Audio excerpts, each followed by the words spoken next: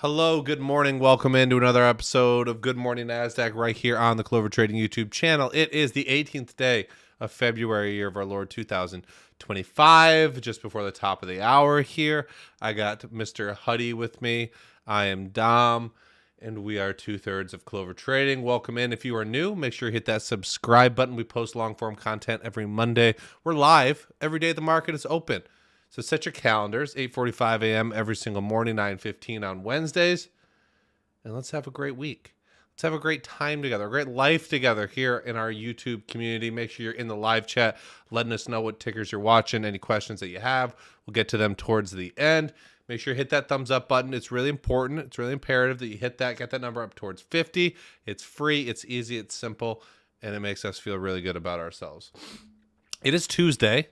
Important note, because yesterday was Monday and we did not work, and that is important because now we only have 4 days for this week. I'm not gonna say it was a good break, bad break. I kind of hate when we have a day off during the, I just want to trade. We're all addicts. I just want to work. So I didn't do anything yesterday. Did do a little bit of tracking on my data, which I think everyone should be doing on their time off, on their weeknights, weekends, going through your data, going through your statistics, and getting ready to go for the week ahead. And here we are, Tuesday morning. Not a ton.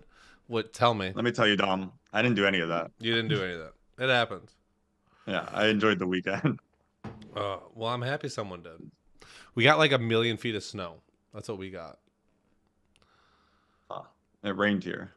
Yeah, like Sunday morning, we had a ton of snow, and I was like, "Who's in our driveway?" And Jenny's like, "Some kid on a four-wheeler." And I opened the door, and Jordan is just plowing my driveway. J Bones, he got like a new toy. We have four-wheelers with the what's on the front. It's not a No, I sled. don't even know what a four-wheeler is. Yeah, whatever. It plows the snow. A plow on the front, and he was messing around. So I got my driveway done, shoveled. That's awesome. And here we are, ready to do it. It's Parker's in here, Wayne's in here, Chris B, Nashimi, Dark Trades, Mazen, Simply Stock Trading. Good morning. Good morning. Not a particularly long list of gappers this morning. Got a couple over 70% coming, some in the 40 to 60% area. Kind of starting this week slow. I feel like last week was kind of hit or miss. We got a couple crappers, but that didn't really give it all up. Kind of held around all day. One or two squeezers that I remember. But heading into this week, not a ton out there. Just a couple decent sized gappers. We'll see where they're at here in the next 30 minutes. We'll talk about their fundamentals, the reason they're up, what is their catalyst, their daily charts, and just talk through our biases. How's that sound, Huddy? That sounds great. Sounds good. Sounds amazing. Sounds fantastic. Get over there in the live chat. Let us know where you're tuning in from, as well as any tickers you want us to talk about. And we'd be happy to hit that thumbs up button as well. And let's start with the first biggest gapper of the day, which is SLDB. Solid biosciences and a biotech industry in the United States of America. Float is 35.28 million. 2 hours ago, they got a couple pieces of news. It looks like they dropped news about reporting that was a burp. Positive initial clinical data from next generation Duchenne gene therapy candidate, as well as 15 minutes later they announced the pricing of underwritten offering. What do we make of that, Huddy? Did you click on that yet? Yeah, that's a little interesting. Usually you get an offering. Oh, my screens are freaking out. You usually get an offering after the price appreciates. In this case, it's before, so that's kind of backwards. What's going on with that offering?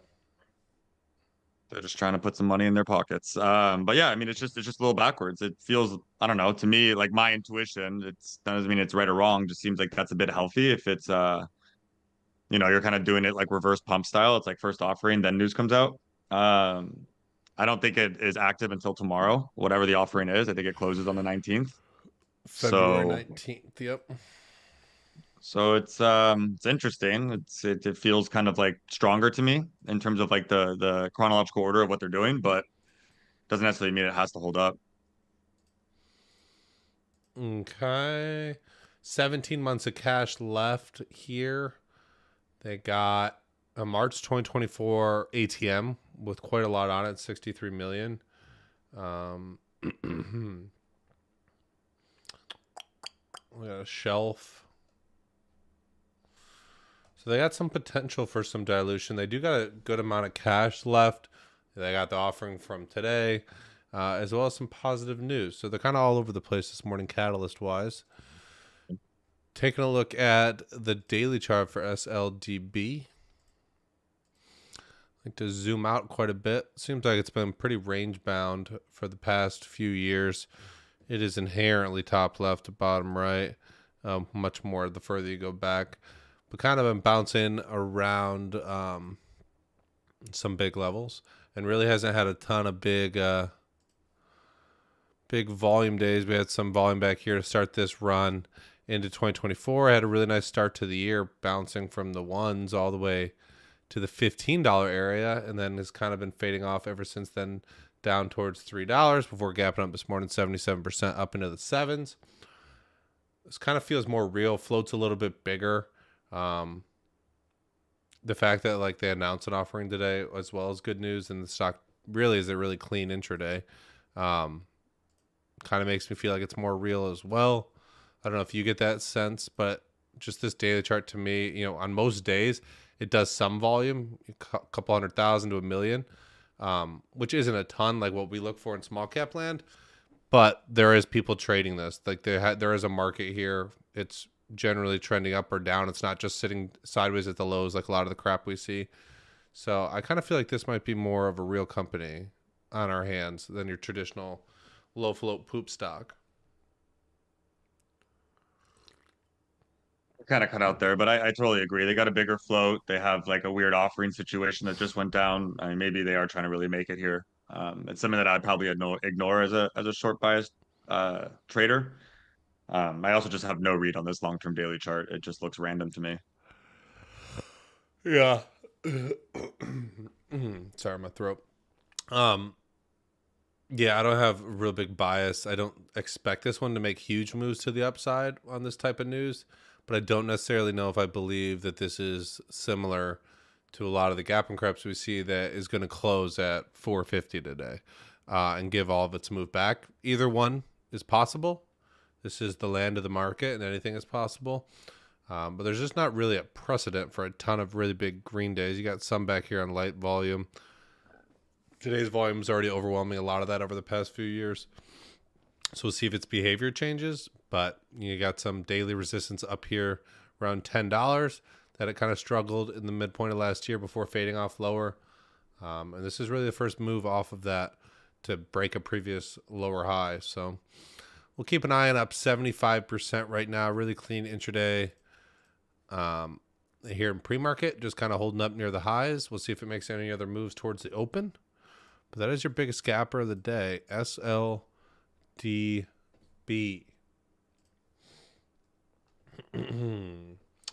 34 likes. Let's get that number up towards 50. I also want to remind you guys, link in the description. We did a raffle last week, giving away a ticket to our Bootcamp, upcoming in-person Bootcamp in Los Angeles, California, March 22nd through the 24th. If that interests you, if you want to come hang out with the Clovers and special guests for 3 to 4 days, do a cocktail hour, do presentation style presentations, as well as Q&A, watch us building, live trading, all that fun stuff over the course of Saturday, Sunday, Monday, Tuesday. Hit the link in the description. Go to clovertrade.io. Check it out. And we hope to see you there in person. All right. Next biggest capper of the day is PRFX. This is one we've seen before, so I hope Huddie has some good notes on it. This is pain reform. This is one we've seen. We'll talk about the daily chart in a second. You want to just hit on real quick how important it is to why we do this process every morning, even if sometimes there's not a lot of gappers or if we don't play any of these, just in terms of future, just being aware of the behavior of these stocks. Like if I can remember pain reform and go, we talked about this one on the show. And maybe if you're a real studious student, you've probably got a list of all of these with where the dilution is, how have they been adding to it, have they reverse split it, blah, blah, blah.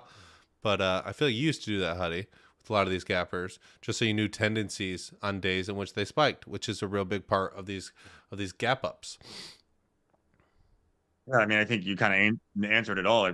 It's really good to have some type of familiarity with all these tickers and where they are in their cycle and what they're aiming to do. And some of them have like this like repetitive process where the same thing continues to happen, and retail investors continue to get bamboozled and don't realize that these companies are just here to dilute and pump and destroy their stock price.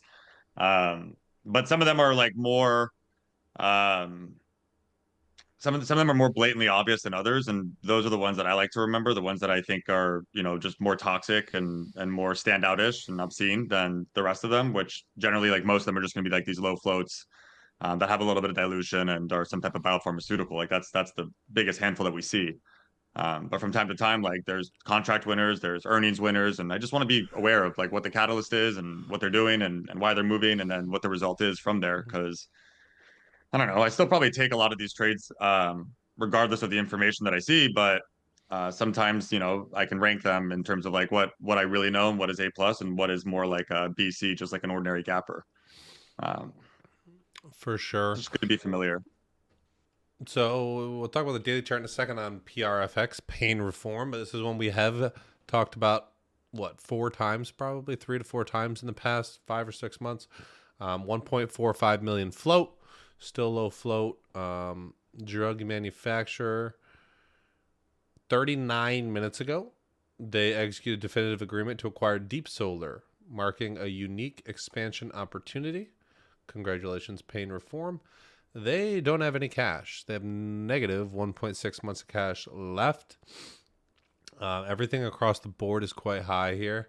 Offering ability is medium, so let's take a look at that right now. They have a priced offering from March 2024. Warrants way high. Way high. They have a January 2025 HC Wainwright ATM for $4 million. So that's relatively new. And that's about all that I see, but that they can tap into here. I'd kind of be surprised if they didn't, considering they don't have any cash. But that's all that we see on the fundamental side. Anything you want to add there? Anything you saw that I missed? I think you just hit it on the head. It's a pretty just a low float, company that released some biopharmaceutical news, and now they're gapping up, and they have a history of just the last time that they gapped up, it failed super hard. But you can see that, this thing is kind of acts like a low float. A lot of the times it opens up and has some type of surge out of the gate. I actually don't know what time it comes. I'm not looking at the intraday, but at some point it has a surge, and then, half the time it kind of retreats all of its prices, and one time it held up. But we do have that recent ATM that happened in January, so that might affect the price action. There could be hidden sellers in this. Um, so I think this is a piece of crap low float stock, but that doesn't mean it can't push. Yeah, and when you're talking about 1 to 2 million floats in this price range that aren't super cheap, the volatility can be quite immense. The range can be really good. You can see here, gapped up from 250 to the fives, and then ran all the way to 16s. I don't know if I remember that one, but that was a pretty incredible move there. It really doesn't have a great history of failing and going much lower, like fading all day, like the crap part of the gap and crap. But for the most part, it doesn't have a great history of really continuationing, even on that day. Any of these big green days were followed up by gap downs and more fade back down towards support at $3. So kind of tricky there, but it does usually have some volatility. Just my forewarning on any low float stocks that we talk about. Make sure that you can stick to your plan, cut your losses where you want. Some of these have pretty wild spreads, have pretty wild price action to the upside or the downside when they get super volatile or a lot of volume comes into them. Volume today, not like overwhelming. We're still below all of these big gap days. Most likely we'll overcome a couple of them. I don't think 100 mil is guaranteed yet, but let's see what the intraday popped up a little more recently within the last hour, holding up near the highs right now. But this is one that I think is just more short-lived to whatever direction it's going into. It doesn't really hold its gains, doesn't really tend to hold its spikes, continue for multiple days. So there's some to take from the behavioral analysis of this stock, but in terms of like guessing where it's going to close, I think that might be a little bit more difficult. And we'll get a taste this morning of what this week kind of has to offer on some of the lower float stuff, depending on what PRFX does. But you got some resistance levels drawing your lines here at like 575. What is this high? 665, 728. There's a lot of levels that it has to bust through. And we'll see if it has the capability to do so. Yeah. I think this one's kind of caked in overhead resistance. We'll see, though. That was PRFX. Let's see what you guys are saying in the room.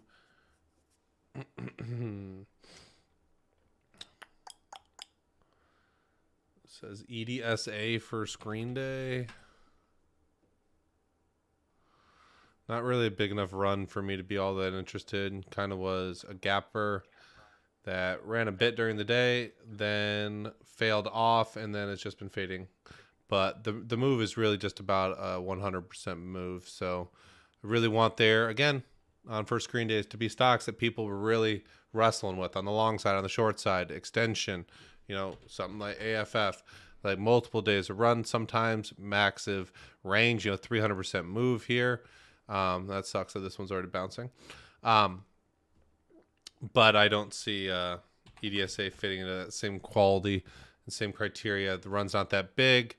The run wasn't that enticing. So nothing there for me on EDSA. Free BD 3000 says, what do you guys think about SOBR on the short side? I don't think it's all that extended to be short sold. I don't know if I was showing the charts there, but yeah. You want to just hit on that one? I got the chart up now. I mean, it's at its lows. I don't know if there's anything else to be said. Like it's, I guess for my style, like I don't go and try to pick like which stocks are the crappiest and try to make 10 cents to the downside. I mean, this thing is up from $1 to $1.26. So it's just like of no real interest to me. You got to be really, really good. In terms of like margin of error, like you don't have a lot of range here to play with. So, I don't know. It's just not a stock I would ever watch for a short. I mean, I'm not, but I would be more interested in buying this for like a 150s breakout than I would be shorting it here. There's just not a lot of range to the downside. I mean, you have this giant gap down from the 350s to the ones. So there's, obviously bearish, but you have a ton of resistance in this area, 140 up to the twos, but this just isn't a lot of range down here. Like, we want to short sell things that are clearly extended up into the overextended range where it's like really likely that they're going to have a red day like today or tomorrow, and to be able to time that properly. I'm not even sure that this has started. I'm not even sure it started. So this person, sorry, go ahead. Started its run. Sorry, go. Show them AIFF or M goal, like, stocks that are healthily off their lows, have gone on a 400-500% run, and then have like a red day. Like that's generally what we're looking to short sell. And you compare that to something like Sober. Like Sober's doing nothing. And I don't think there's a lot of money to be made there, but maybe it has like this is a pre-market candle. So it really has only gone from 90 cents to $1.10 yesterday and is up this morning. What's the risk reward look like? What's the win rate look like? Maybe the win rate would be high. Maybe it doesn't do anything.